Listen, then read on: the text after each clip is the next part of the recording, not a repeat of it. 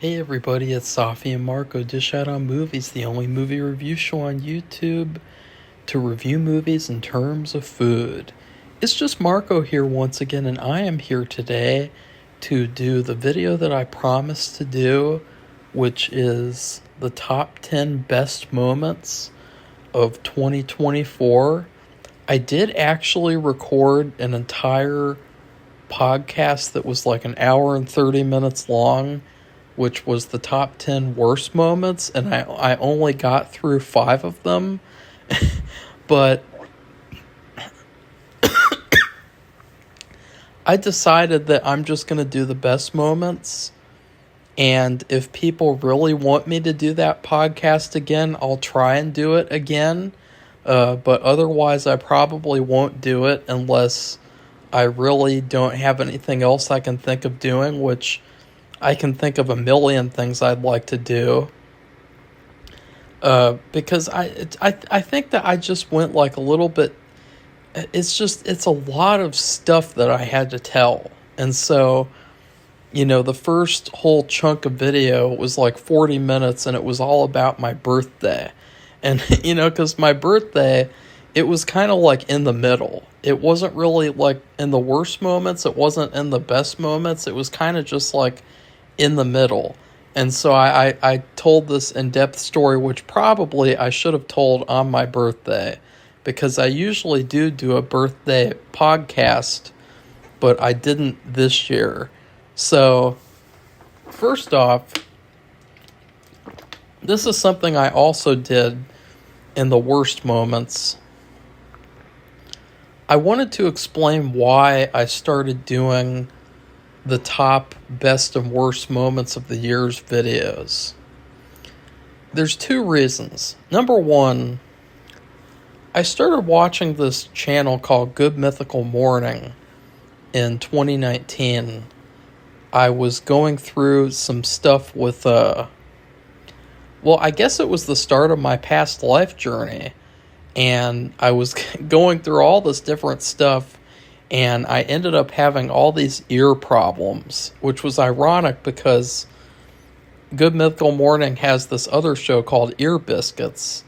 And as I was going through these ear issues, I would watch Ear Biscuits. And basically, I had these clogged ears, and instead of like getting the earwax out the traditional way, I would pick out all the wax myself with my fingernail. And I would just hyper obsess over it. Like, that's pretty much what happens anytime, like, I get sick with anything or just anything. Like, I just completely hyper obsess over it until it goes away or it's completely resolved. Like, it kind of just, I don't know. That's just what happens. But on Ear Biscuits, they actually rank the top 10 best moments of the year. And it made me think, like, wow, that sounds like such a fun thing to do. It sounds like something that you wouldn't really think about doing. And the problem is when you think about doing it too much throughout the year, you can really almost, like, get more bad moments, typically just more bad moments, actually. I found that when I did that kind of thing last year, where I just had a notepad and I would write down every time something good happened that was like a great moment and then a bad moment, I found myself really like waiting for the worst to happen. And it led to some pretty miserable experiences, and then vice versa, and then maybe something good wouldn't happen. And I would be like, oh, I was really hoping that would be one of the best moments of the year, type of thing. And what you have to do is just kind of forget about it. And then at the end of the year, you can look back and you can reflect and you can say, like, number 10. And no, this is not going to be my number 10, but just for example. And so, yeah, Good Mythical Morning was one of the reasons. My other reason was because of my uncle. My deceased uncle, he had this thing that he did in, I can't remember if he continued doing it, because like I don't think I ever heard about it after this one time that I saw it. But there was this one time that I was visiting him, and he was showing me this big collage in a frame with these 10 pictures. And he said, or it might not have even been 10, it might have been like 20 or something. And he said that these were all the best things that I did all year, like the best moments from the whole year. And at the end of the year, I always make a collage of like the best moments of each year. And I thought that was such a good idea, because it's so much fun. It's so much fun to like look back and be like, oh, all those great things that happened and all those great moments.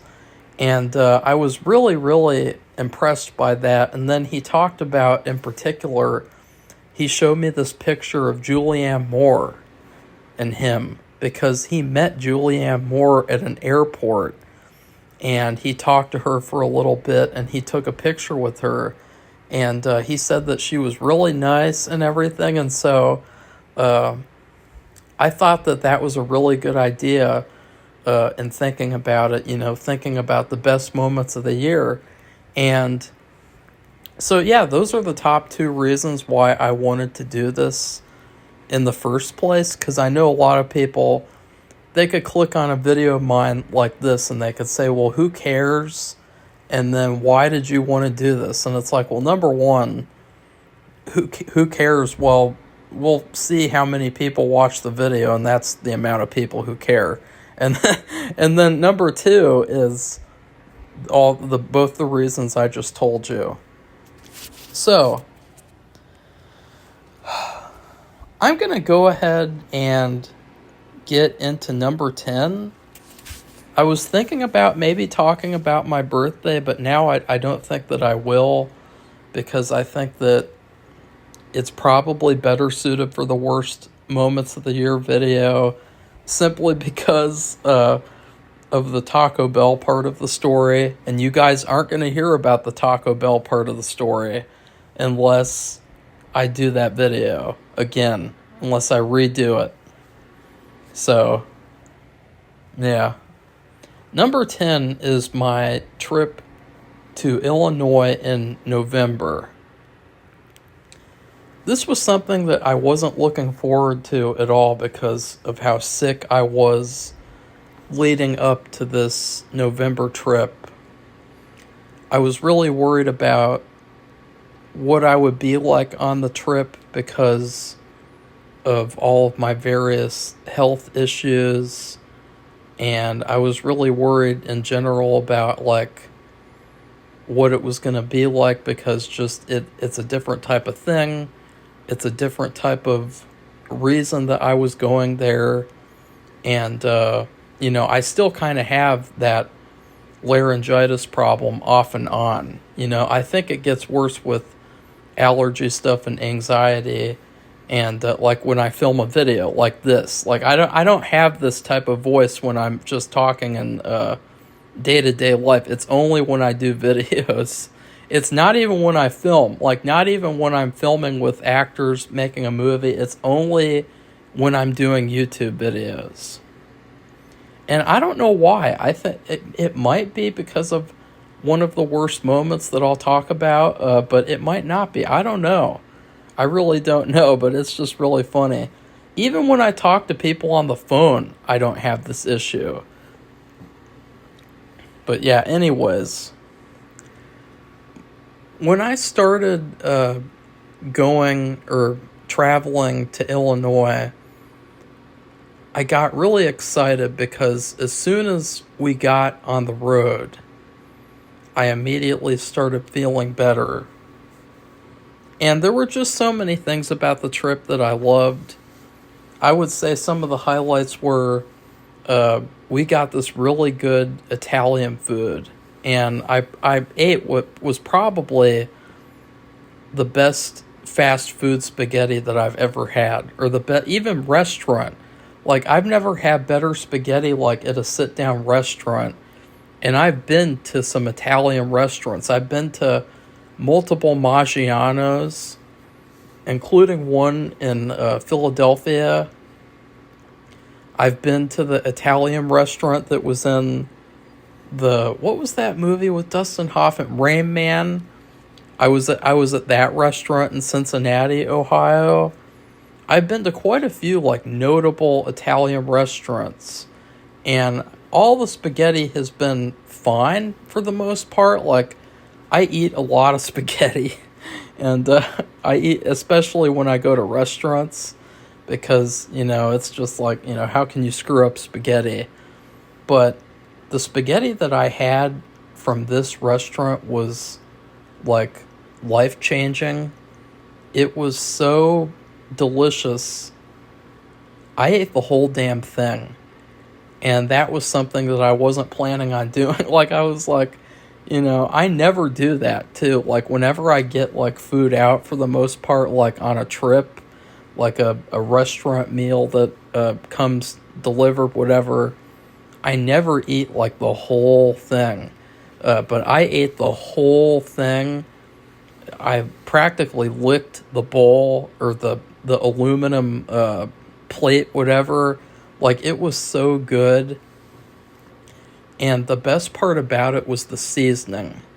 It had so much seasoning to it. And then at the same time, it had these little bits of Italian sausage throughout the whole thing. And it was incredible. Like, I was like, how did they make spaghetti this good at this like random restaurant? I think it was called Vicino's or Vagina. Oh God, what did I just say? I just said Vagino's. No, this place is not called Vagino's or something else. It's not a.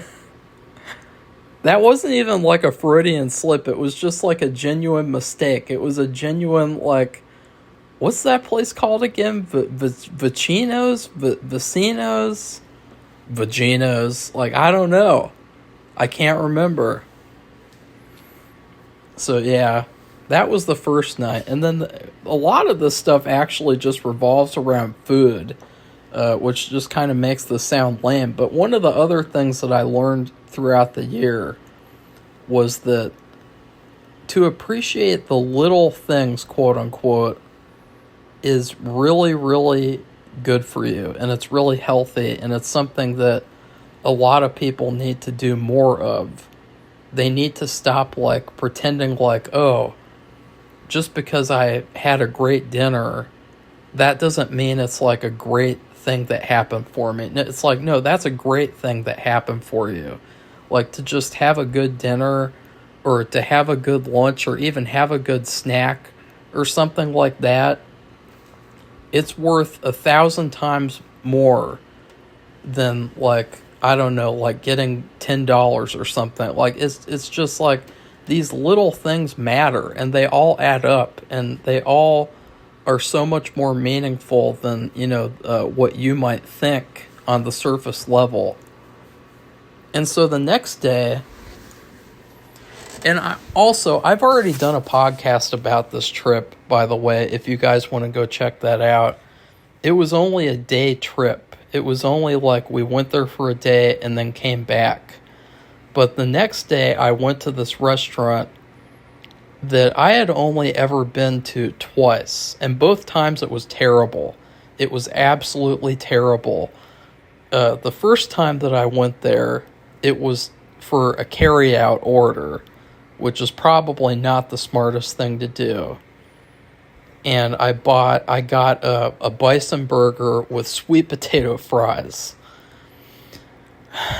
This is the kind of thing I would do as a fucking teenager too. I would be like, okay, I'm gonna eat really, really healthy tonight.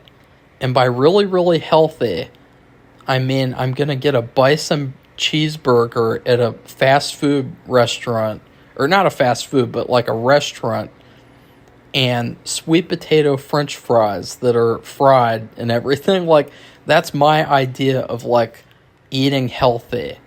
And then right after that, I would eat like a chocolate sundae. It would like, oh, that doesn't cancel that out because the other thing was so healthy that it beat the other thing. It's like a video game. It's like the good food beat the bad food in a showdown. What ended up happening was the bison burger was raw in the middle. It was terribly undercooked. It was so bad that I don't think I even ate more than a bite. And the sweet potato fries were sweet potato fries, so I wouldn't eat that either. And it's funny, too, because this year,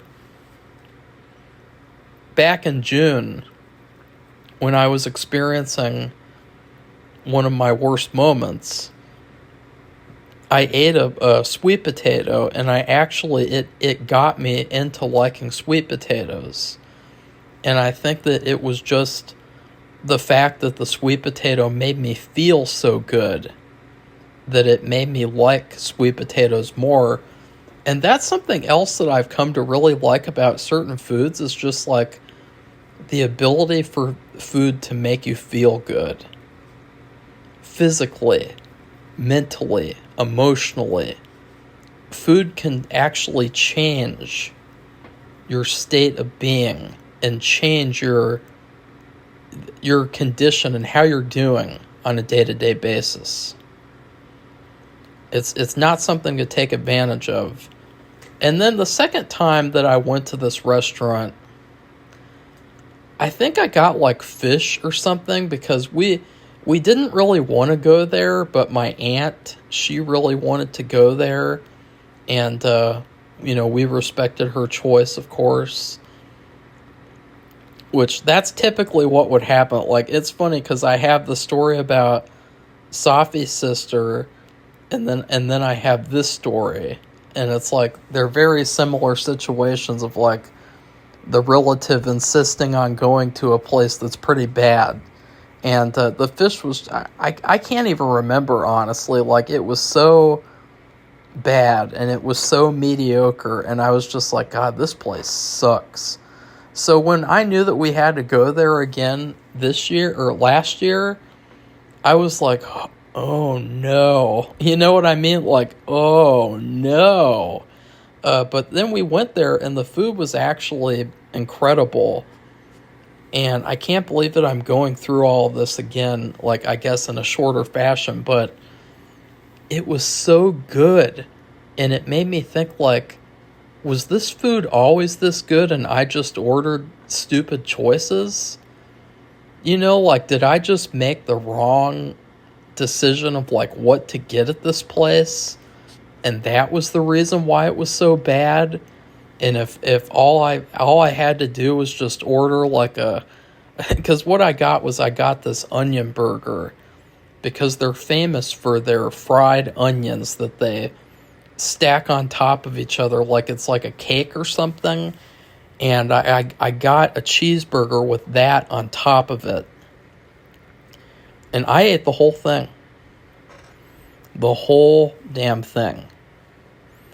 And then later on that evening, I did something that I don't usually do, except for once in a while, and that was have like a drinking session. You guys know that I don't do drunk commentaries anymore, and I don't really drink very much anymore. And part of the reason was because of last year and the whole anxiety thing. Because I was terrified of, my blood pressure, and I was terrified of, what's going to happen if I take one drink? Is it going to, screw up my blood pressure and, make me start, like, I don't know, like, I was really terrified.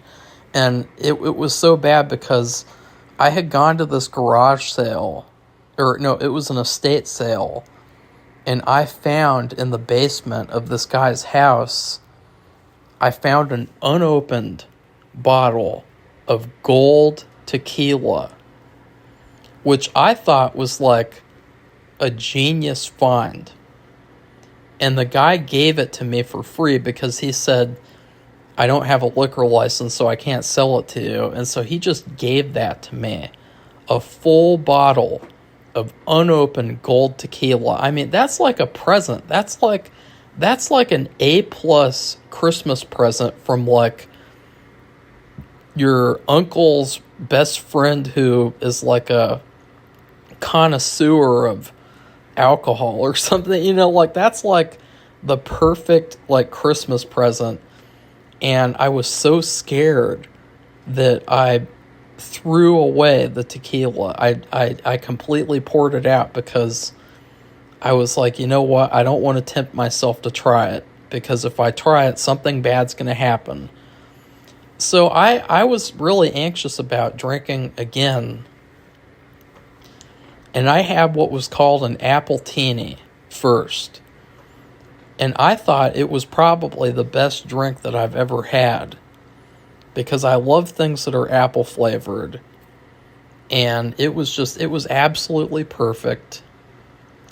And surprisingly, instead of feeling worse, I drank this entire thing and I started feeling better.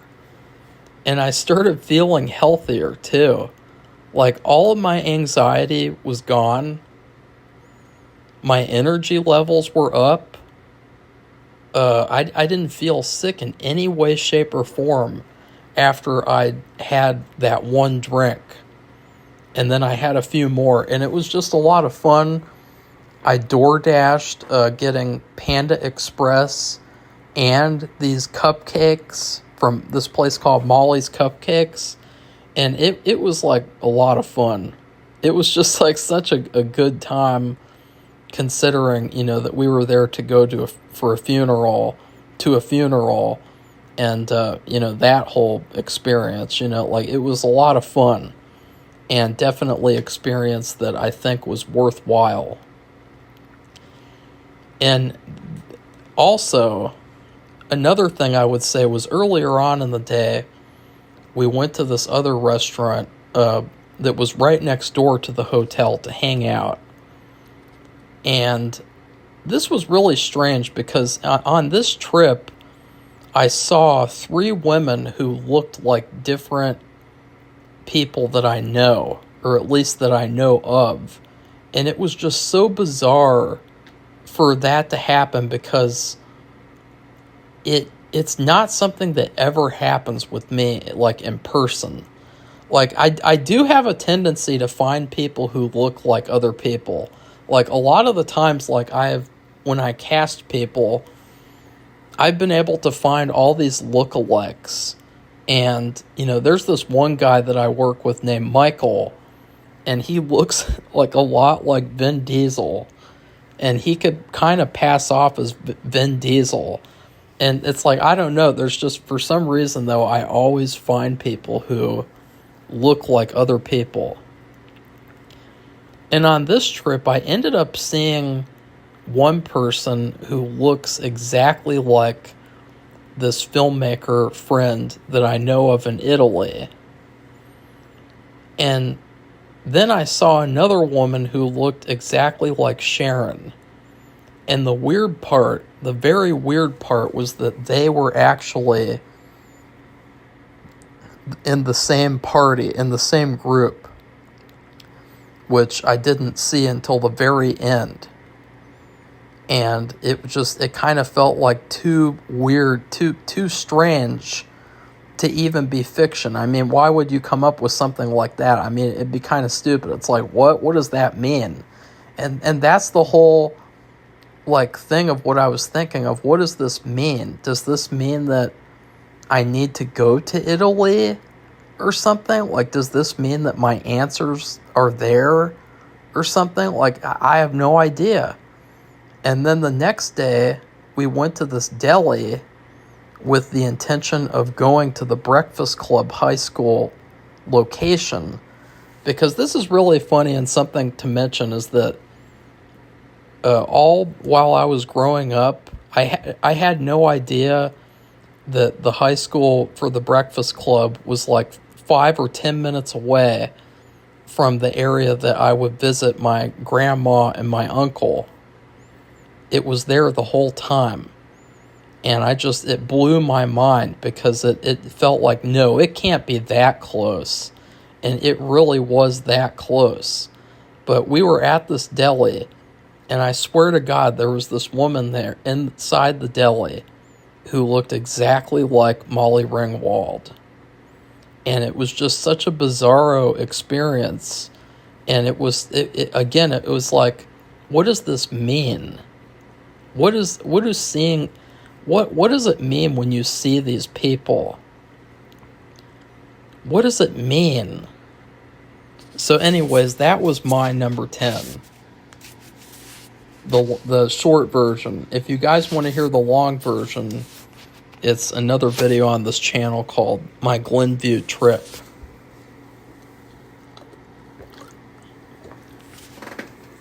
Number 9 is shooting with the waitresses in February, which this was the first time that I ever shot with other actresses or other actors in general.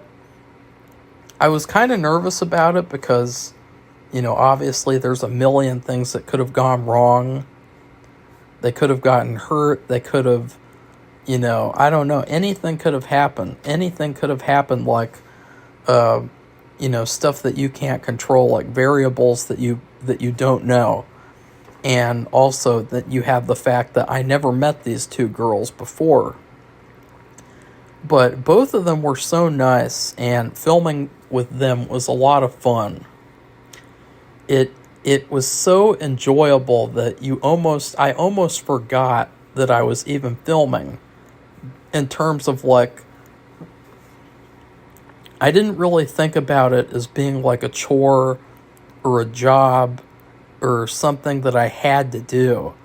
I just felt like I was enjoying the moment, and I really felt like we were getting along really well in terms of the characters, the scenes, and how easy it was for us to do these scenes in like such a short period of time.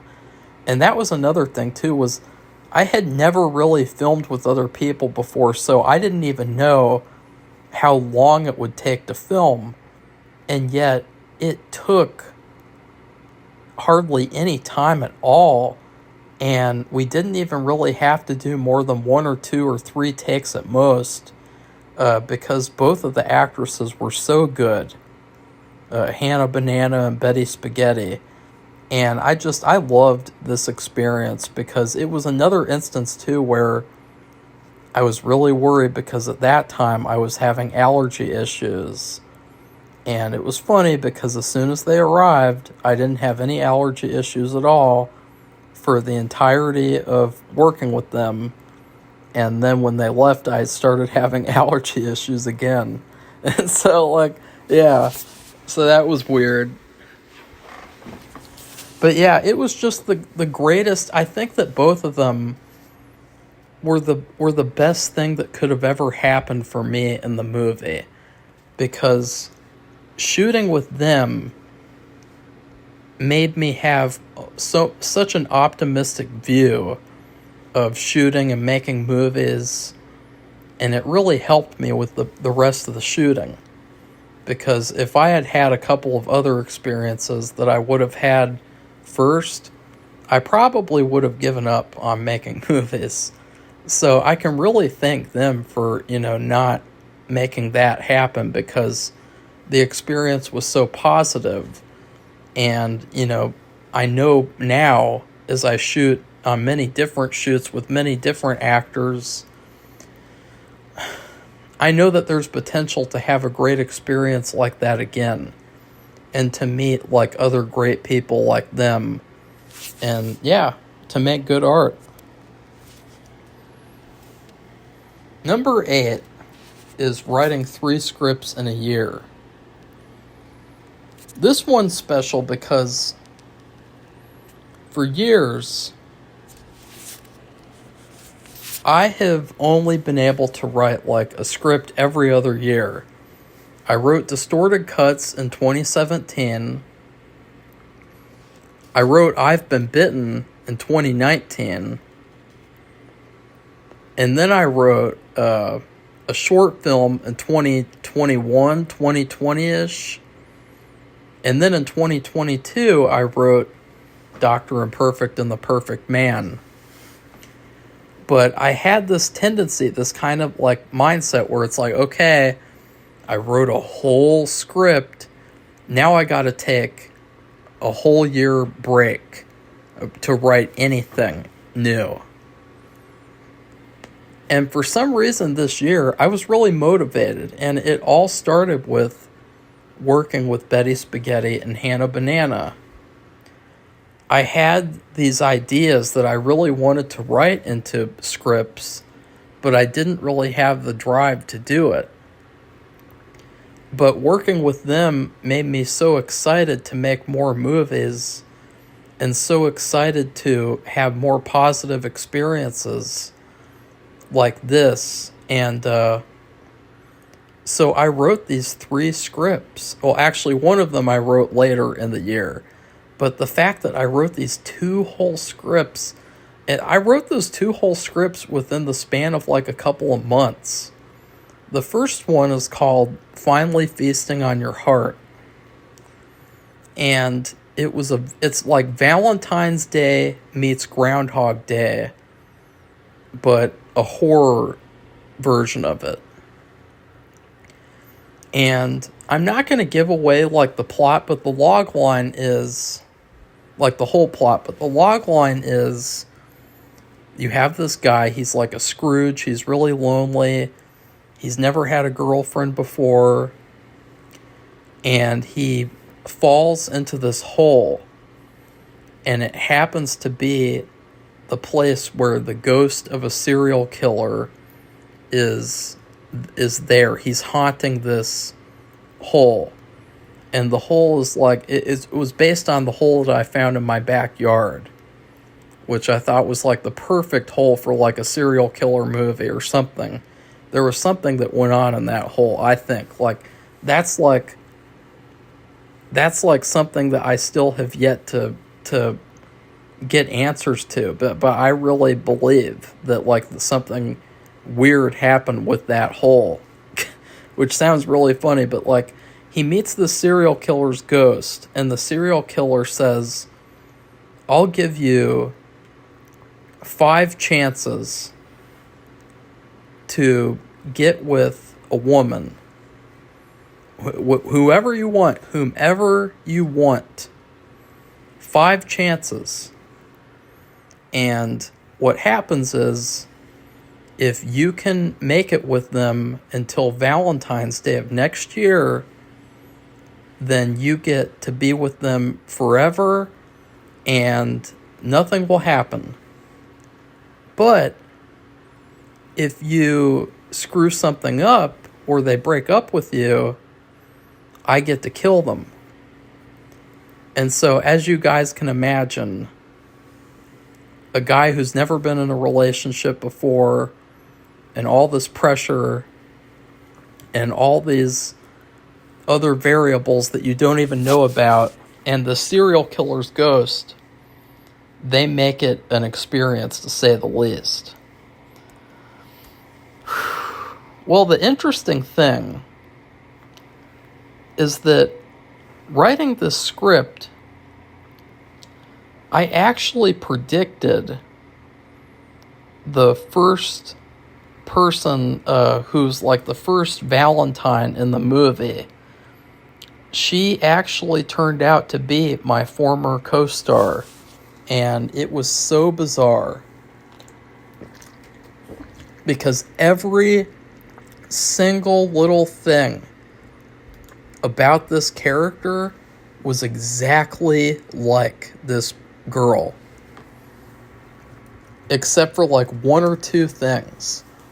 And it's funny because the other person who I intended for this to be based off of, she lives in the same state as my former co-star. So it was like a really strange, like, coincidence. So, like, yeah, like, that was really weird. And just the fact that, like, the character, let's just say she has a fatal flaw, a fatal character flaw. And the real life person had the same exact thing. It really, really weird. And there are other things that kind of matched up too that I won't talk about. Other things like, even things that just happened, like things that happened in real life, like right after I wrote the script. So that was also weird. And then also, let's see. I wrote another script called Let's Try Every Floor. And it's all about this writer and his girlfriend, and they go vacationing in Florida because they have had tough luck recently, and they've had kind of a miserable month, and they're like, okay, let's go to Florida, which is just like a terrible idea, to be honest. And it's basically like The Shining in Florida, with a lot of twists. I mean, obviously, it's not The Shining story, but it's like The Shining just because of the evil hotel aspect. And it's I would say it's probably my most flawed script, because there was a lot of stuff in it, and there were a lot of ideas that I had that I was having trouble connecting them. And so it's not like a perfect script. Like, it's probably the one that I would pick apart the most. But it also was very, very predictive in the main character was exactly like my former co-star, except I guess a good version of her. And so that was another weird thing. It was like with these two scripts, I basically predicted and manifested my former co-star into reality. Another thing that happened was, if you guys remember, in the Pennsylvania trip video that I did, I talked about the first night that I was there, our dinner got stolen, and we had to eat at like 11 o'clock at night. It was a horrible experience. We were starving. Stupid DoorDasher stole our food. Well, the exact same type of thing happened in this script, except it was just a thing of like, the characters ordered dinner and it did not come to them for like hours and hours. And finally it came to them, and they had to eat it cold, and it was just really late at night, and they were starving. And so it was like that same thing. And then finally, I have to get to my third script before I talk about something that both of these scripts predicted, unfortunately. After this whole debacle with my former co-star, I really wanted to get over her because she had such an effect on me mentally that it was kind of like, it kind of felt like irreversible to a certain extent. And I thought, this has to be fixed. Like, this biatch, like, she's already done enough damage. She needs to get out of my head and out of everywhere. So I thought, I'm going to write a script, because I got to tell you guys something. Being with her, you guys know the first hour of Nosferatu where Jonathan is at Count Orlok's castle and he's trapped with him in there? That was like what it was like being with my former co-star. Like, it was like complete chaos, horror, total, and I knew it from the very beginning. Just like with Jonathan, where he met Count Orlok, and it's like, okay, what the hell did I get myself into? Like, it was the exact same thing. And this script, it's a vampire movie. I'm currently working on it. It's called People Pleaser. And I'm not going to give anything away. But there is a part in this script and the hotel script where the main character falls into a pool and he almost drowns. Or in one of them, let's just say it involves drowning, possibly, in both of these scripts. And that's actually how my uncle died from suicide, is drowning in water. And so what I thought was really weird about this was the fact that I wrote this script 3 weeks before he did it. I wrote this script in early October, and he did it on October 30th. So it's the fact that not only did I happen to write a script involving potential suicide by drowning, but I wrote it weeks before someone did the exact thing in real life. And I'm not saying, by the way, that these things that I predicted are good things and are a part of my good moments. I'm just mentioning them because this is the time to mention them. You know, like, manifesting this type of stuff wouldn't be like in the worst moments, because it's like, how do I know if I manifested it and I didn't just predict it? You know what I mean? And so I thought that I would mention it now. So I wrote these 3 scripts, and aside all that I predicted, it was so cool to be able to write these 3 scripts in a year, because it really made me feel like writing in general has gotten a lot easier for me, and it's gotten a lot better in terms of me translating my vision. Even though I am currently stuck on another script, which I'm working on and off, and it's something where I don't think that the real life story has been completed yet, and so it's kind of hard to write it without knowing what'll happen in real life. So but then again, you know, you never know. You know, I mean, I could write it and then maybe it'll happen. So, you know, that's the other thing I was thinking about. Like, maybe I should write it so that it all happens within the next year. But, yeah, I think that writing in general is a lot of fun, because it's almost like a scrapbook of ideas. It's like, in every movie, you get a chance to piece together these characters, these environments, these story points. You get to piece them together like a puzzle. And it's fun to make all this stuff actually come together. And it's fun to explore these characters and explore these stories, because anything can happen. It's all your story. And so you're the one controlling it. You're the one who's writing it. It's your story for anything to happen. And it's a lot of fun. I think the key thing that I need to figure out in the next couple of months is,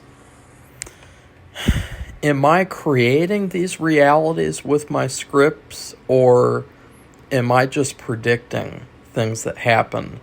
Because there were also a couple of times during the year where I tried to manufacture things to happen, and there was one time where it was just like a phone call from someone, and then I immediately got a phone call like an hour after I wrote this story. It was like a short thing, but it was from the wrong person.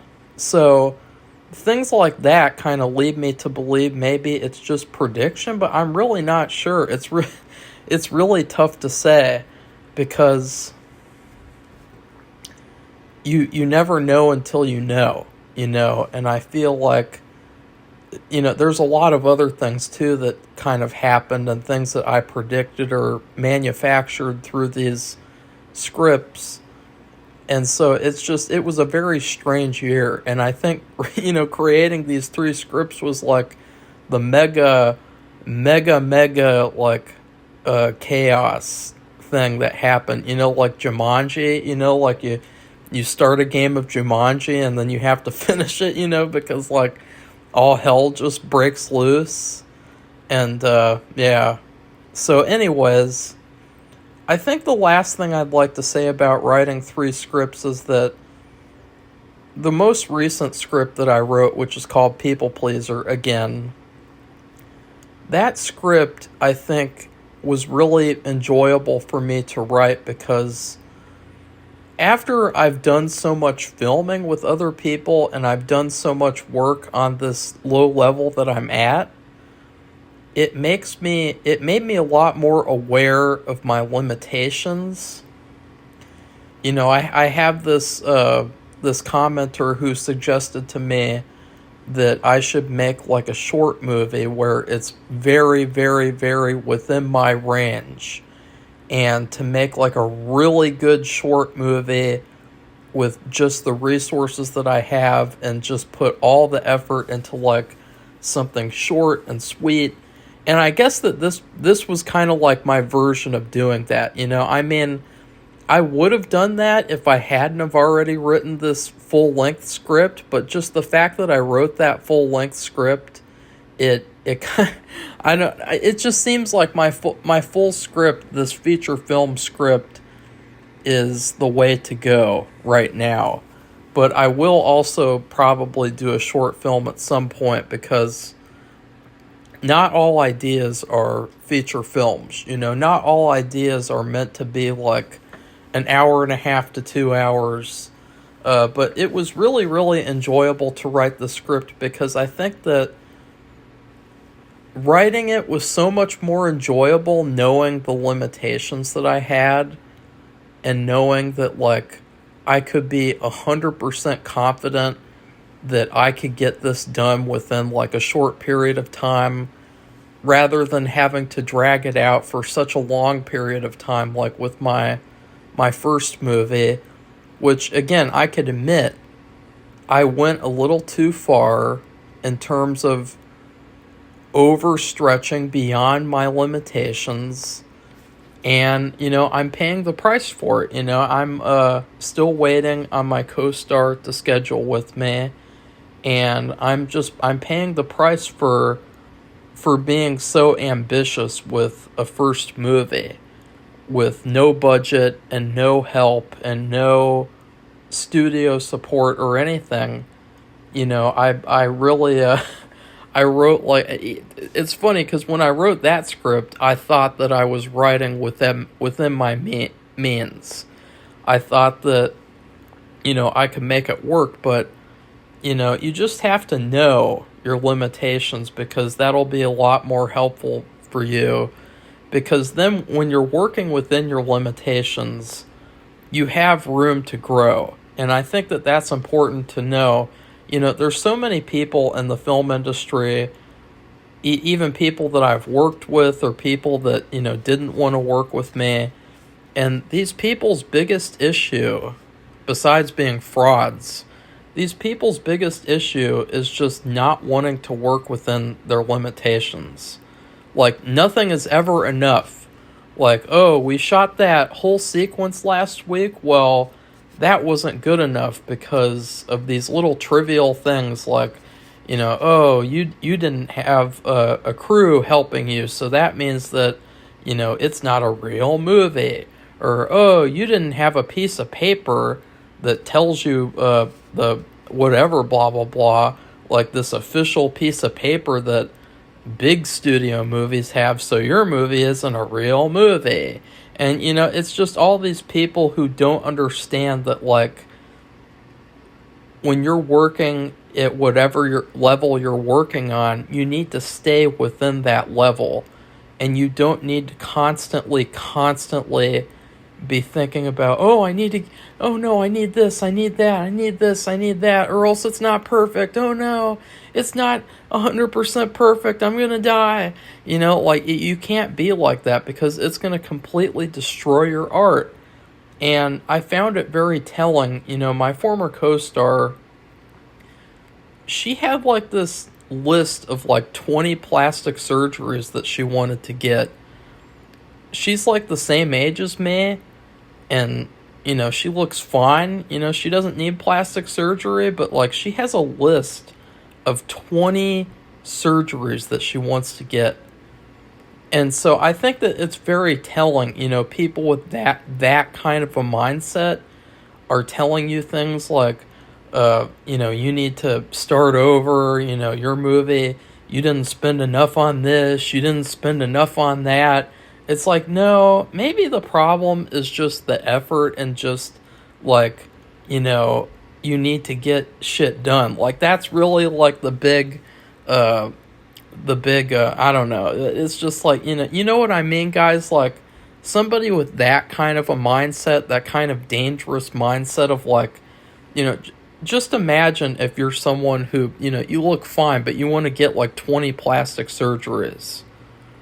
That type of mindset, you can't you can't listen to someone who thinks like that, because their judgment is completely screwed up. So anyways, now finally on to number 7. Number 7 was the Pennsylvania trip and the dinner with someone that I knew in my past life. This trip was straight up out of the Twilight Zone, because I never would have imagined it turning out the way that it turned out. It was another thing where I was worried that I would be ill on the trip, and then we went there for a day and then came back and everything was fine. And in fact, I think that the greatest thing about this trip was that there was this dinner event that I went to, that this convention held, and it was where I got to sit and have dinner with this person from my past life. And the interesting thing was that I was able to finally realize that like my anxiety, like the bad period, was completely over, because by this point I had never traveled outside of Ohio within like the last couple of years. So I didn't know how my anxiety was going to be traveling. I didn't know how it was going to be on vacations, but it turned out to be actually it just made me feel better being outside of Ohio. And, in particular being outside of my room, because I really do think there's some sort of like an allergenic problem in my room. There's some sort of an allergy that I have, of something that I haven't figured out. I really have no idea. It's really bizarre, because I never had this many issues, and I fucking hate this place. I wish that I was at my old house, because my old house, for all the problems that it had, it was practically falling apart. Like there was like this leak in the basement that they didn't even know how to fix it or something. And of course I told you guys about the bathroom floor that was so weak that we could have fallen into the basement, and they had to fix it at the last minute. And in the mold, there was mold on walls and shit, and there was cracks in the ceiling. For all the problems that house had, I was never sick at that house the way that I'm sick at this fucking shitty ass little apartment. That just shows that like it really doesn't have anything to do with actually being sick or actually anything like that. It has to do with this fucking apartment and this room that I'm in right now, and the fact that like there's something wrong with it. I don't know. I really have no idea, but like I've never gotten sick the amount of times that I've gotten sick here. So that's just something that I've come to live with at this point, unfortunately. But anyways, the dinner started off pretty badly, to be quite honest with you guys. We all went into this big ballroom, and keep in mind, I had already met this person before from my past life. I didn't have the courage to tell her about it, though, because I was just doing like a quick meet and greet. And in fact, like when we met, she was kind of confused as to where I even knew her from, because she was asking, like, have you seen this? Have you seen that? And I was like, no. And she was like really puzzled about like where I knew her from. And so it was really funny. But like, we all went into this big ballroom and we sat down at our tables. And right off the bat, things got off to a strange start because they told us that celebrities were coming in to eat their dinner, and you're not supposed to look at them or talk to them while they're eating their dinner.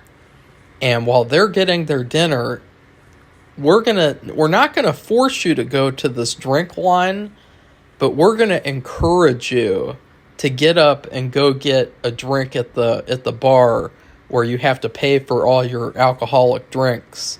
You know, like, I just had this big pitcher of water in front of me, and I just drank like the whole pitcher of water by the end of the night. You know, like, I wasn't gonna get up and go pay for like a bunch of drinks. You know, and also at this point, I was still afraid to have like a drink. So that's another thing. But everyone else got up to go get drinks, and then the celebrity came in with her partner, and they sat down and ate dinner. And right off the bat, it was just really, really uncomfortable and awkward because I felt like, wow, I paid $80 to get into this dinner event where you're eating your dinner with a celebrity, and for some reason you're not allowed to interact with them. Like, I get that, like, you wouldn't want them, like, but you wouldn't want them, like, interrupting their dinner or making it, like, to where they can't eat or something, but it wasn't like that at all. And throughout the rest of the night, the celebrity continued to eat the dinner, or eat things, like, eat desserts and stuff. She continued to eat stuff, like, throughout the entire event without any problem. You know, there was never a point to where it seemed like she was uncomfortable or any other celebrity was uncomfortable. But I just thought it was such a strange idea to get all these celebrities in this room and for them to just awkwardly sit there and eat dinner in complete silence. I felt like that's really bizarre. And so then this guy came back, and they also had this big cake, by the way. It was some sort of a cake for the whole convention, and each table had like a bunch of pieces that you could eat from the cake. And one of the guys came back with his drinks, and to be fair, he was one of the more like sociable people that was at our table. Like, he was one of the more talkative people. And instead of following the quote-unquote rules, he was trying to talk to the celebrity and show her a picture of the cake. And one of the people who was in charge of the event, she came over and she started screaming and yelling at this guy for no damn reason. And she was like, "You're not supposed to be talking to celebrities." And it's like, God, this is really, really uncomfortable and awkward and weird. Like, it was so bizarre because it's like, what the hell? Like, this is just so, like, you know, because I was sitting there and I was like, you know, I don't even want to be here anymore. Like, this is really uncomfortable, this situation that was organized. Like, I was like, I don't even want to look at any celebrity. I just want to, like, sit here and slowly, like, you know, like Homer Simpson when he goes into the bush. You know, like, I was so uncomfortable in that situation. And then finally, it was actually funny because then the celebrity started talking to me. Yeah, she started talking to me. And I was like, what the hell? Like, now the celebrity is talking to me, and you know, am I allowed to talk to her or anything? Because I thought we weren't allowed to talk to them at all. And even the celebrities were making fun of it, you know, like she was like, I wasn't supposed to talk to you, or something like that. And it's like, God, I know, it's like, it's really weird, really, really queer. And honestly, I think that that was the worst part of the event, even though it was in my best moments. Paying $80 so that you could go sit there in silence while a celebrity ate, and then you go get your dinner and you get to talk, was such a stupid idea. I just thought it was such a unnecessary thing, and I think that we could have just talked the whole time. It wasn't a problem at all. But it's still, like, when I think about that, it's like it is like nails on a chalkboard levels of cringe. Luckily, the rest of the night wasn't bad. It was just that one part where it was like, seriously? Like, I paid $80 to get into this event, and you're, like, yelling at people for doing what the event was like? Because the event didn't say that first the celebrities eat in complete silence, and then you get to interact with them and eat your dinner. The event says that you get to eat your dinner with the celebrity and talk to them. And the rest of the evening was so good that I ended up staying like an hour or more long than I planned to. And I got to meet all these really interesting people. They were really nice. In particular, one of the people, her name was Cordelia, after Buffy, the character in Buffy the Vampire Slayer. And I actually named one of the characters in my second movie Cordelia as like a tribute to like that event, and getting to meet all these nice people, and then getting to interact with this person who, frankly, this person, like, she doesn't really go to a lot of events. So it was like something that I felt like it was meant to happen, because the entire evening I was mostly interacting with this other woman whose name that I literally can't remember, because she introduced herself like right off the bat, and then I just completely forgot it. But she was really nice. She was like a high-level like jewelry salesman, and she had like a ring that was made out of pure silver. She had a wedding ring, pure silver wedding ring. And she was really cool, and I was really glad, honestly, not even like to meet the celebrity, but just to meet all these other people. Just to get to meet all these other people who, the people where I live, like most of the people around in this city, they're not very friendly, and they're not very interesting either sometimes.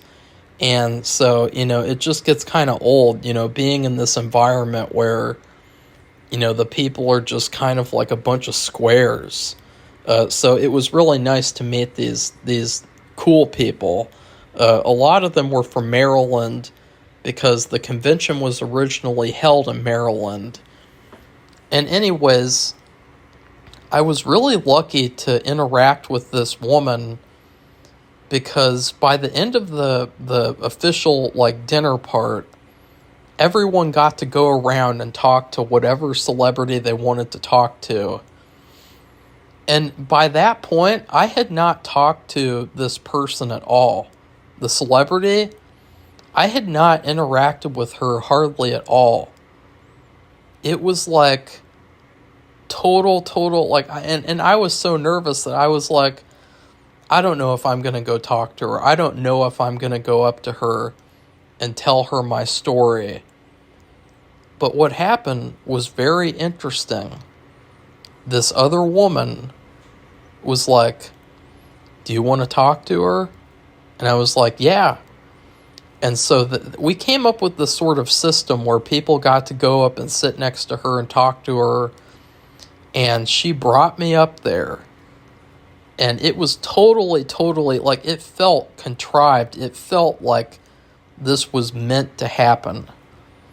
And she brought me up to her. And it finally got time for me to say what I wanted to say. And it was like straight up out of the Twilight Zone. Because not only did she believe me, but there was also like a coincidence where she said that she had used hypnotherapy before, to remember her birth and to remember the beginning of her life. So she believed in that type of thing.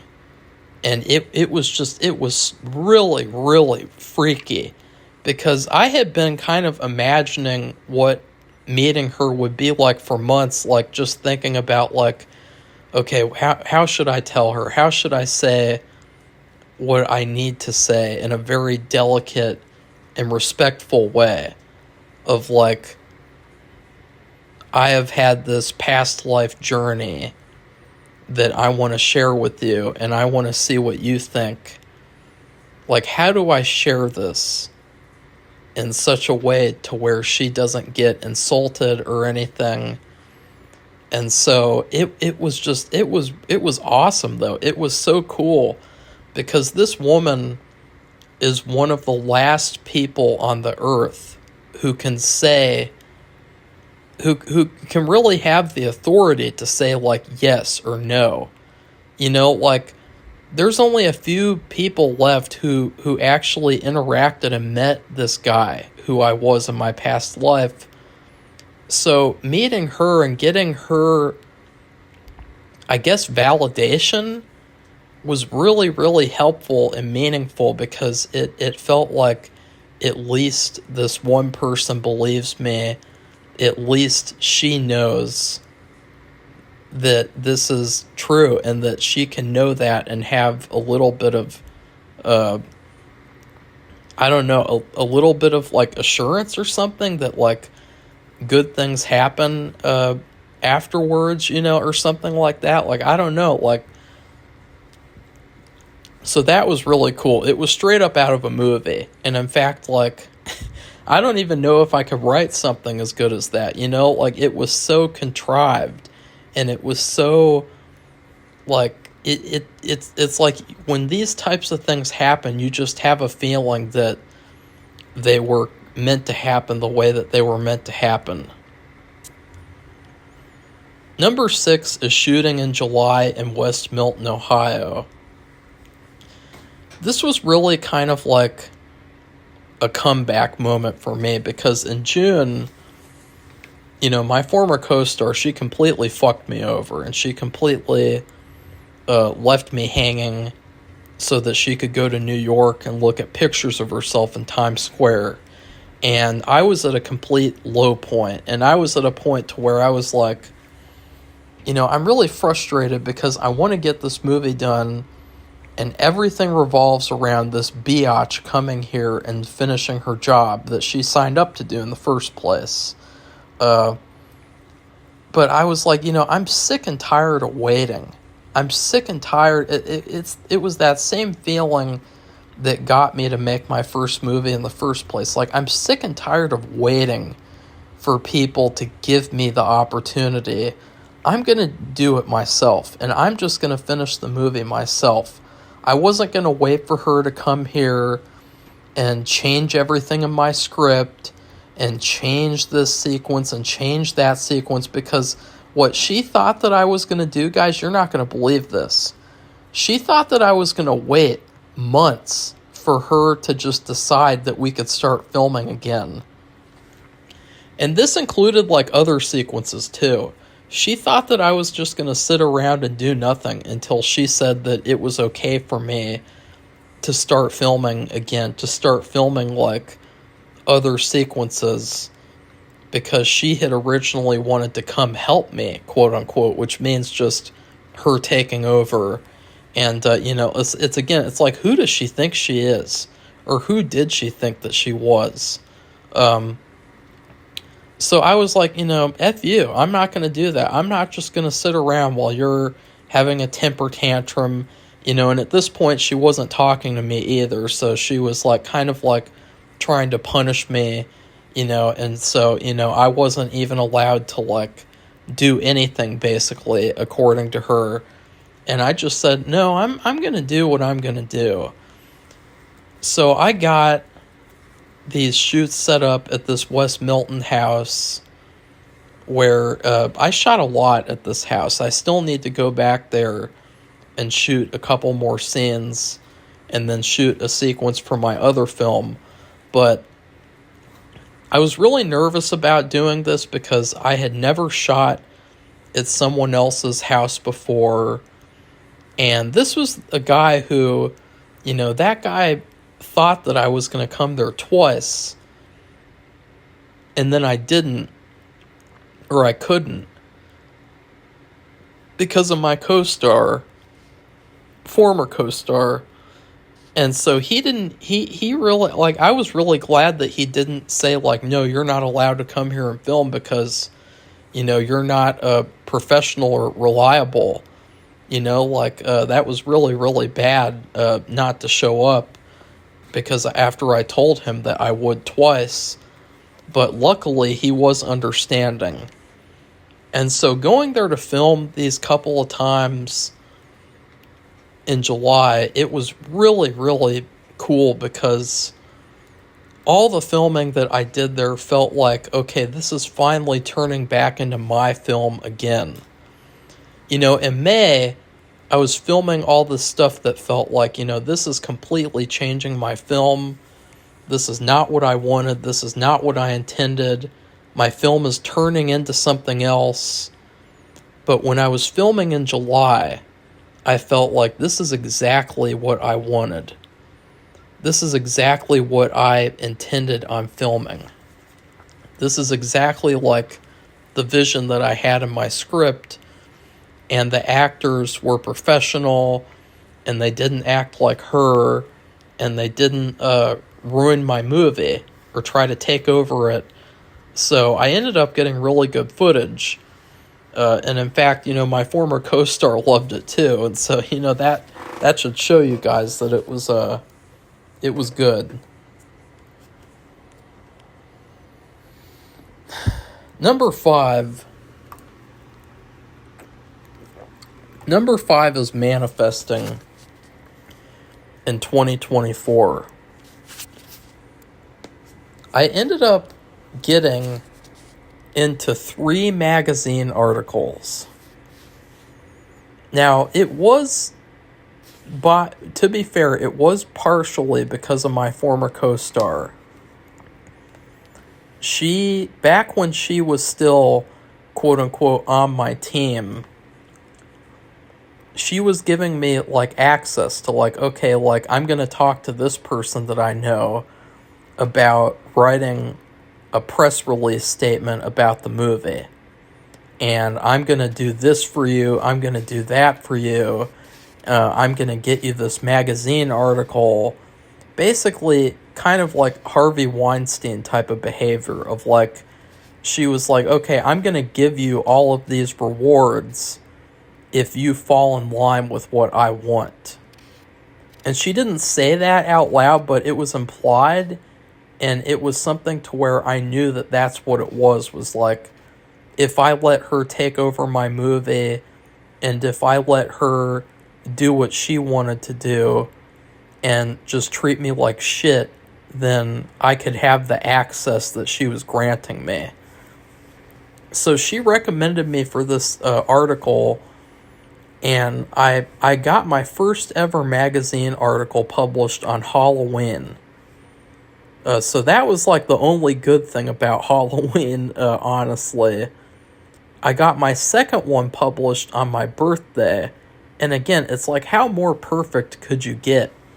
I never would have thought that would have happened, getting my first couple of magazine articles published. And then finally, I have a third one coming out soon. So it's just really, really unbelievable. And it felt like maybe I manifested it partially too. Maybe by attracting bigger things for myself, maybe that was one of the bigger things. I also ended up manifesting getting a premiere at this movie theater. I haven't had the premiere yet, but it was, again, something that I didn't know if it would be possible. And it's very affordable. It's not going to cost a lot. And the theater owner was so nice that he was willing to help me out and convert the movie to DCP for free.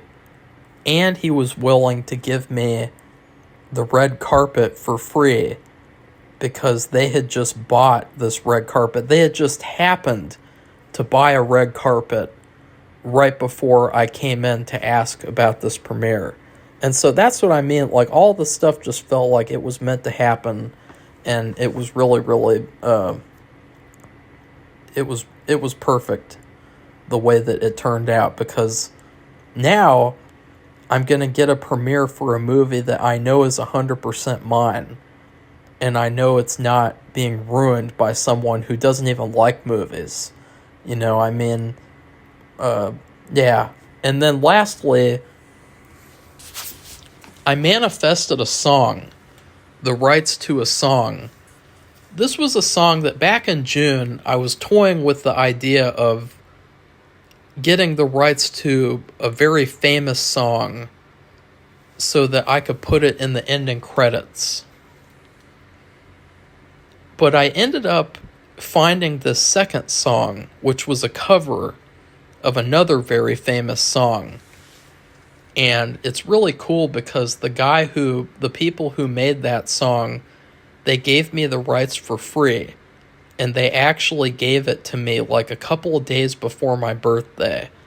So it felt like, even though I wasn't able to get the rights to that other song, which I would have had to pay for those rights. Like, I don't even know how much I would have had to pay. Like, I gave them an offer, and it was only for one night too, and it still wasn't enough, which, you know, just eye roll at that, because it's like, really? You can't give the rights to your song for one night? Like, seriously? You know, and so, yeah, but, you know, it was really cool for it to work out that way. I was really glad to get the rights to that other song. And you guys will see the song in the movie, in the ending credits. And number 4, now this one's actually kind of like, it's a really small, simple thing, and it's really not great, but it's just something that I really liked. So when my dad went to the hospital in January, he was in there for his birthday, and the hospital gave us his birthday cake because he couldn't eat it. And the birthday cake, it was like this 1-layer vanilla buttercream cake, and it looked kind of cheap on the outside, like it looked like something you get at the grocery store. But I'm not kidding when I say this, guys. It is probably in the top 3 of birthday cakes I've ever eaten, or cakes in general. It was that good. And then we had to go and pick up his real birthday cake that we ordered for him, because we didn't know when he would get out, and we thought maybe he would get out in time to eat some birthday cake. So we ordered another one anyway, and we ended up getting to eat 2 birthday cakes all to ourselves.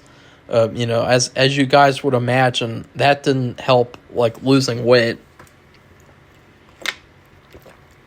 But yeah, it was just really shocking that, like, a hospital gives out, like, a cake on your birthday if you're there. And the fact that the cake was so good, I mean, that's genuine. That was genuinely a great tasting cake.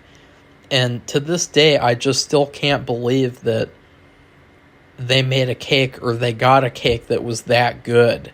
Like, I don't know how they did it. Like, because, you know, usually when you think about hospital food, there's like a stereotype that it's really bad. But so, yeah, that was really funny. Number 3 is filming an opening sequence for a non-existent short film for free. So my former co-star, before she came to work on my film, she was supposed to work on a short film. And what ended up happening was, she read the script and she told the director that she wasn't going to do it, and they needed to quote-unquote take a break so that they could quote-unquote rethink everything. And what she ended up doing was, she ended up writing an entirely new script, And she said, I'm only going to do the movie if this is the script that we're going to do. Which is really hilarious because it's like, again, who did she think she was? And she did the same. That's why when she gave those excuses to me, like how she did when she left in May, she said the exact same thing. We need to take a break and rethink everything. That was the exact, wording.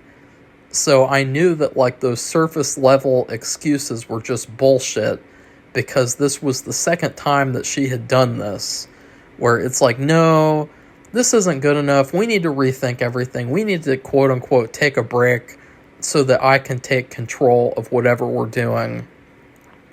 And this short movie, it kind of had to do with the carnival. It was this really dumbass idea, and I'm not under any NDA or anything, so I can talk all about it. It was a really dumbass idea about this father who got killed by these people, and he got killed because he came up with a time travel invention, and then his two daughters, they end up going to this carnival to try, and the guy also owned a carnival, and I guess the carnival was like a front for his invention or something. I have no idea. I really don't know. But they go to this carnival to investigate what happened to their father, and then they get kidnapped by the guys who killed their father, and then they make them get arrested, and then the girls get away, and then the sister, particularly the one that my former co-star wanted to play, at the end of the movie, she ends up creating her own time travel invention, and she takes all the credit and writes a monologue or something. It was really bad. It was so stupid.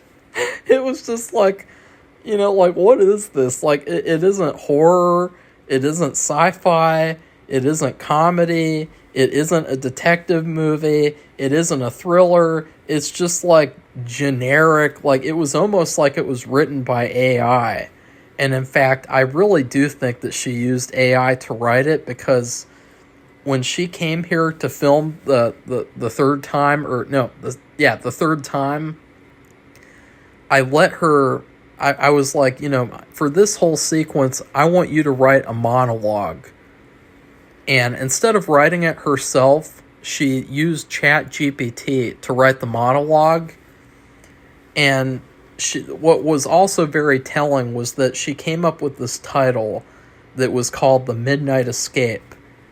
And it's funny because the title is the worst title on the planet, because it gives away the plot of why would you want to know that the characters escape at the end of the movie? Why would you want to know that these characters are going to survive? I mean, that's just fucking retarded. And then number two, it's based off of her using ChatGPT when she was here, she definitely used ChatGPT to write the movie and probably come up with the title. She didn't have any creative bone in her body. She was very, very much oh, let's do this thing because TikTok did it, or let's do this thing because AI tells me to do it. So, but I wanted to help her out because this was back when I was in simp mode, and I was supposed to come help make that short film. It all completely fell apart again because she was continuing to quote unquote take a break, and she wasn't being communicative at all, and she was basically just stalling and waiting things out so that she wouldn't have to do it.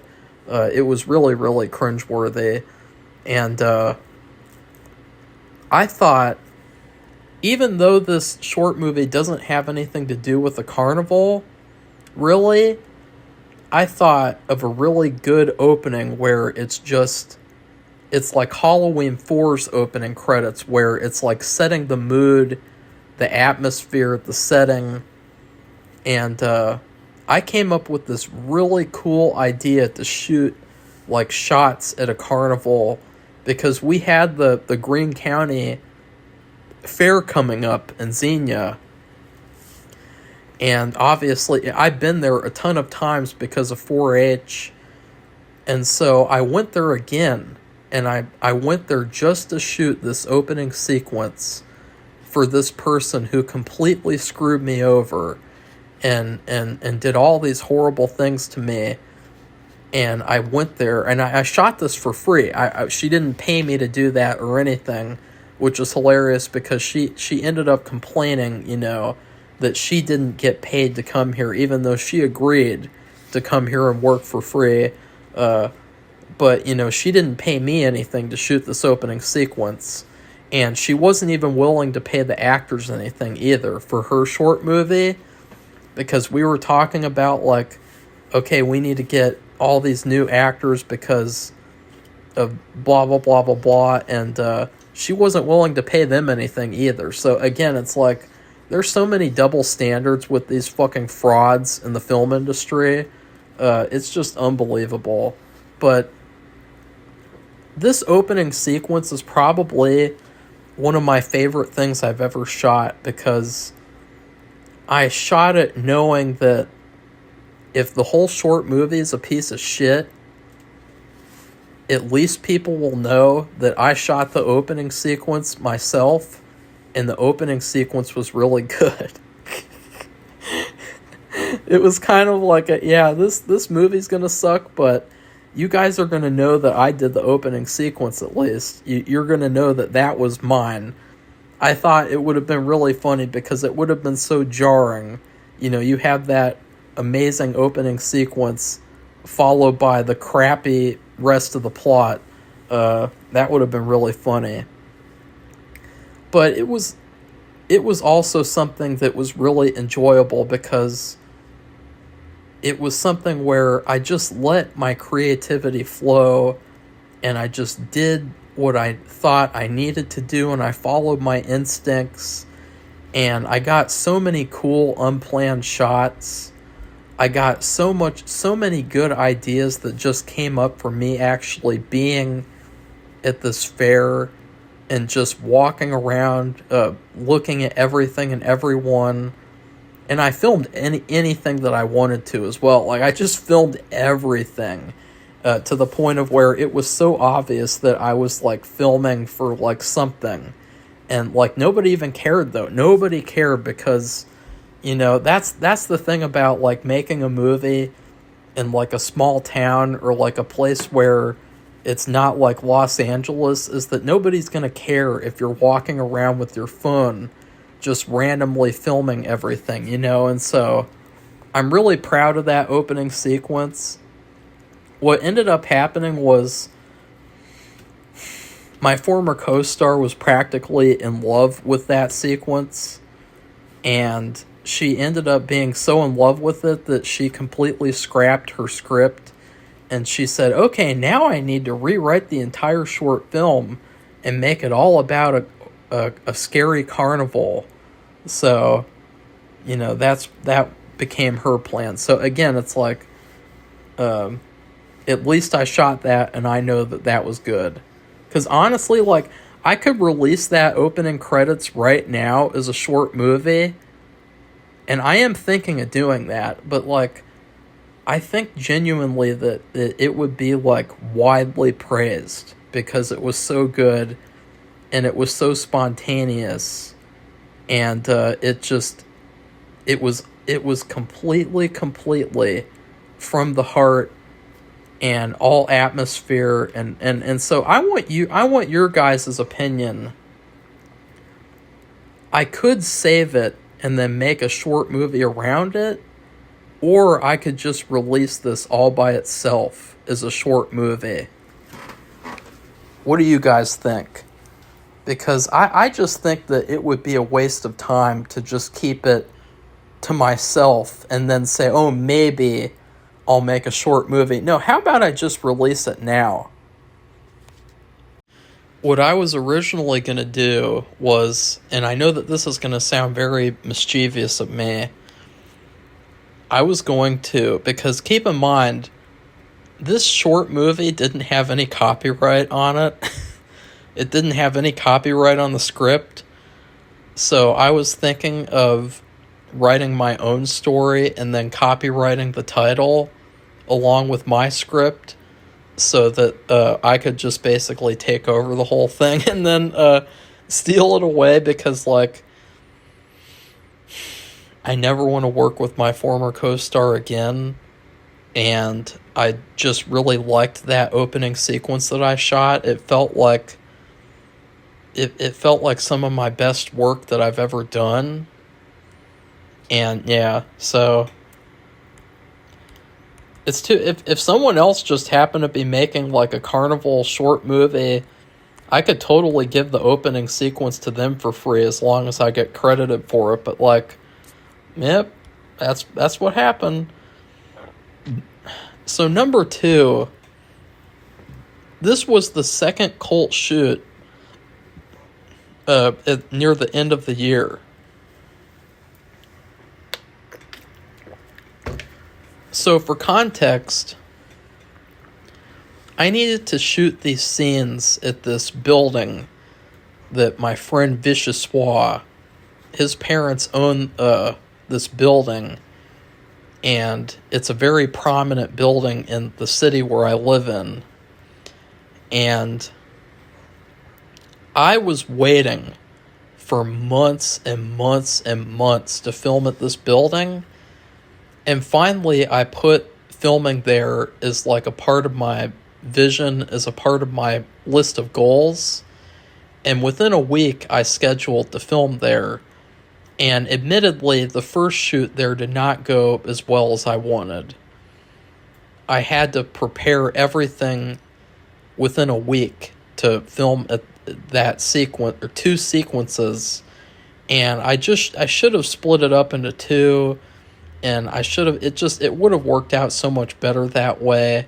And then I had one of the people in the cult quit, and this other guy took over, and then the second shoot that I'm talking about here, he didn't even show up. He said he was sick, but that was probably, or I don't know if he was or not, to be quite honest with you, because he hasn't reached out to me since. But the second shoot that I did in this building, it was so much better than the first shoot, and the whole day it just felt like dreams were coming true, because I was achieving all of these things that I didn't even really even realize that would be possible to achieve in real life. Like, there was this one special effect that I did that I didn't even know how it was going to work out, because this was the only special effect that I did without looking up what to do. It was the only one where I completely came up with it all by myself. And ironically, this was the best special effect out of all the special effects that I did. It looks so incredible that the only other person who was there, he was just in complete awe, and he was so impressed with it that he even took a selfie with it, and then I took a picture with it too. It was so cool, and it was so much easier to film when I had these people there who were just completely 100% into what I was doing. Because as I told you guys before, the first time that I was shooting there, I had this jackass who was there the whole day, and he completely stood out like a sore thumb, and he just kind of brought down the mood, and he brought down the vibes. And I wish, in hindsight, I wish that I had dealt with him better, because I feel like that was a good opportunity for me to step up and to take some authority that I needed to take, and to, really make sure that he didn't ruin the shoot like he kind of did a little bit, with his negativity and all the stuff that happened with him. But this second time was so much more positive, And I had so much fun filming with these people who genuinely loved being there, and they were completely 100% open for whatever I wanted to do to get the vision that I had in mind and to, make the movie that I wanted to make. And it was just so cool. It was like getting a birthday present. Like, in all honesty, like, getting to film at that building was definitely like a birthday present to me. That's it's just, I got it before my birthday, so, I really enjoyed that. Number one, this is going to be kind of a short one. On the way home from my Pennsylvania trip, it was just an amazing ride home, because I decided, you know what? I'm going to watch The Fugitive. I had never seen this movie before.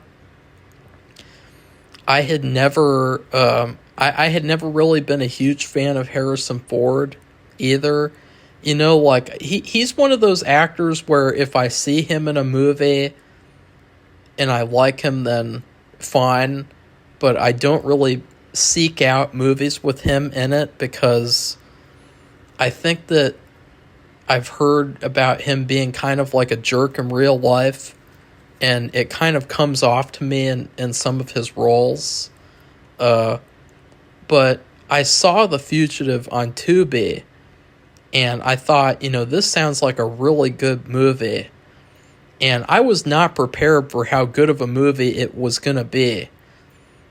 This is why I take filmmaking so seriously, is because I know that if you watch a really good movie, it can completely change how good or bad of a day you're having.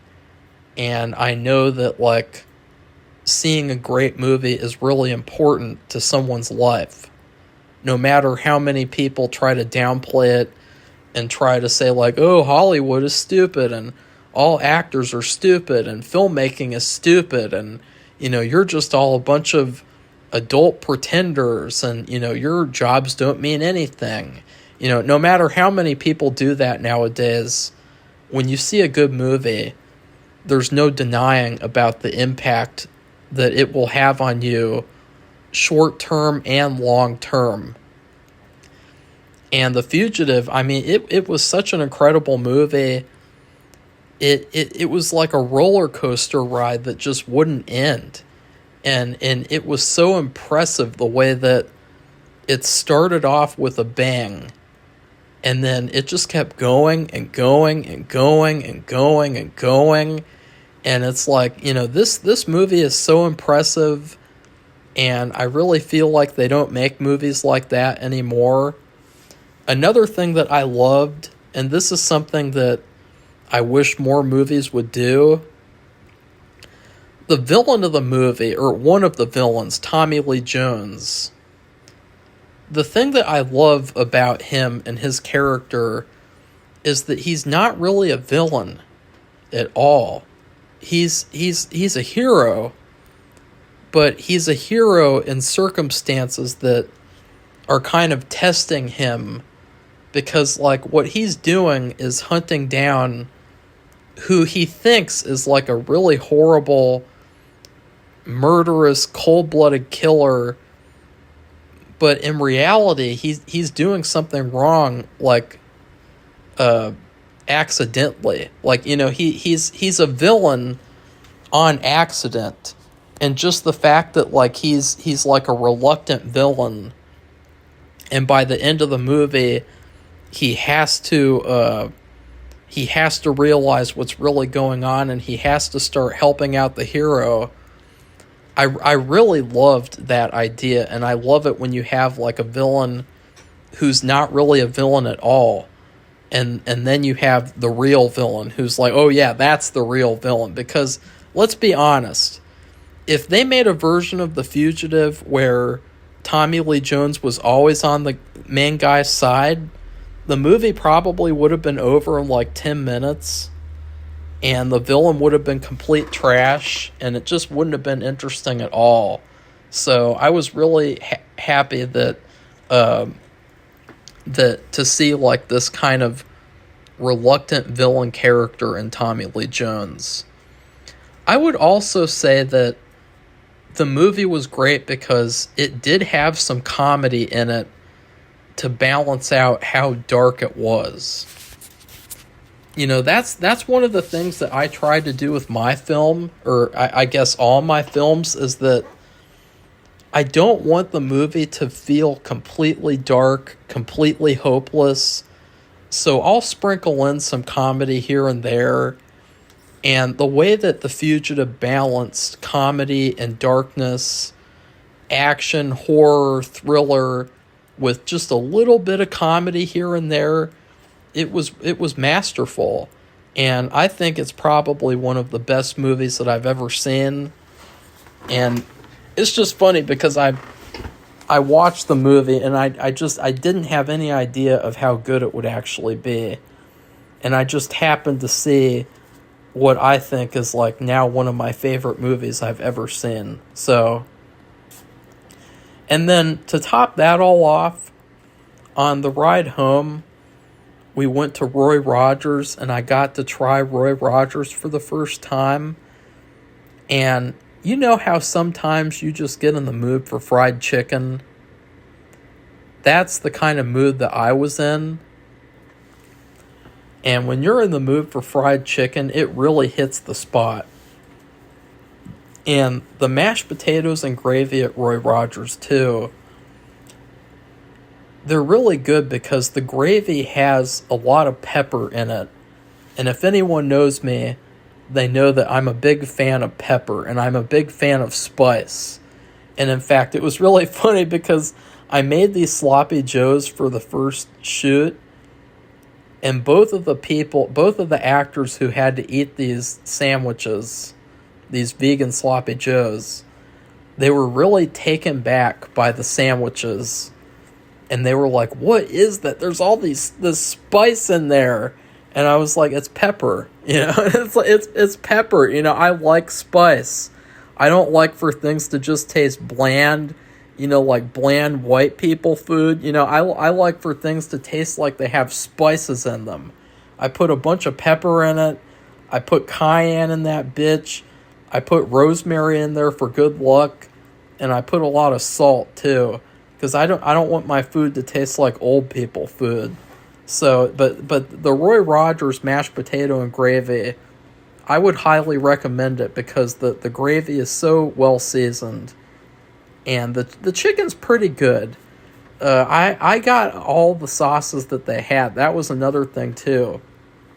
I got ketchup, I got ranch, I got barbecue sauce, I got salad dressing, and I just went to town and dipped my chicken in all these different sauces. And it was so much fun.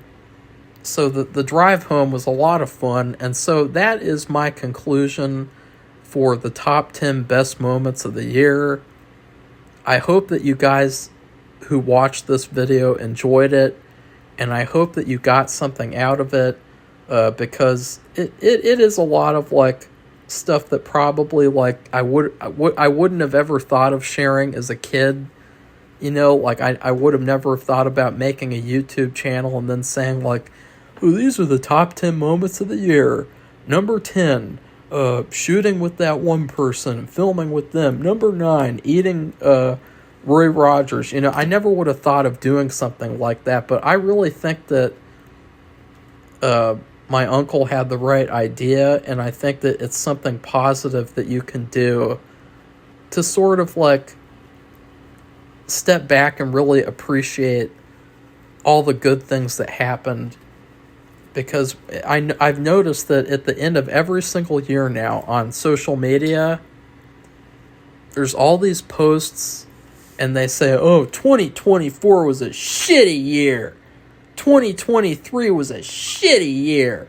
2022 was a shitty year." And that's all the posts. I never see any posts about like, "You know what? 2024 was a great year for me.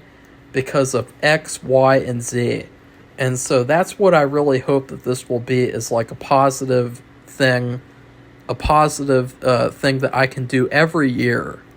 And I can at least know that I'm not going to be like, 2024 is a shitty year.